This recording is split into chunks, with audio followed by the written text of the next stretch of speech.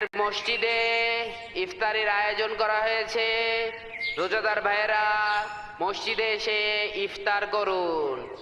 1,00,000 টাকার পুরস্কার কখনোই হাতছাড়া করবেন না। মসজিদে এসে ইফতার করুন আর 1,00,000 টাকা জিতে নিন। এরপর থেকে গ্রামবাসী ইমাম সাহেবের কথা মতো প্রতিনিয়ত নামাজ পড়তে আসে এবং রোজা রাখে। আস্তে আস্তে তাদের মাঝে এক ঈমানি পরিবর্তন আসে। তারা সকলে মিলে আল্লাহর ইবাদত করতে আসে। পুরো গ্রামে এক প্রশান্তির ছোঁয়া ও পরস্পরের মাঝে ভ্রাতৃত্বের বন্ধন সৃষ্টি হয়। আরে হায়দার, আমরা তো সবাই 1 মাস নামাজ রোজা করলাম, সবাই তো 1,00,000 টাকা করে পাওয়া নেই। তা তুই এই টাকাতে কি করবি নি?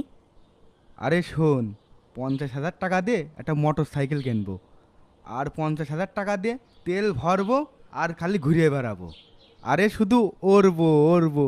তা তুই এতগুলো টাকা দিয়ে কী করবি? বয়স তো মেলাই হইল, এই টাকা কয়টা যদি আমি পাই তাহলে আমার মেলা দিনের একটা শখ আছে, একটা বিয়ে করব। চুলটাও পেকে যাচ্ছে, একটা বিয়ে করলি মনের মধ্যে একটা শান্তি। এই টাকাটা পালিয়ে আমি বিয়ে করব। ভাই, এই টাকাটা পালে আপনি কি করবেন? এই অত বকিস না তো, টাকা নিয়ে যা করার করবানে, আগে দ্রুত পা চালা। ইমাম সাহেবের কাছ থেকে টাকা নিতে হবে আগে।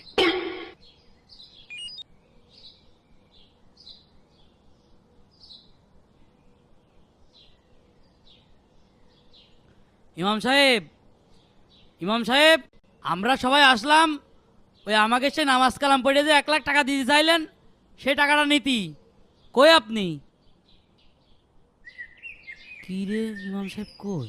ভাই, তাহলে আপনারা এখানে দাঁড়ান, আমি ভিতরে যেয়ে দেখে আসি ইমাম সাহেব আছে নাকি। ইমাম সাহেব, ও ইমাম সাহেব, ভিতরে আছেন নাকি? হ্যাঁ,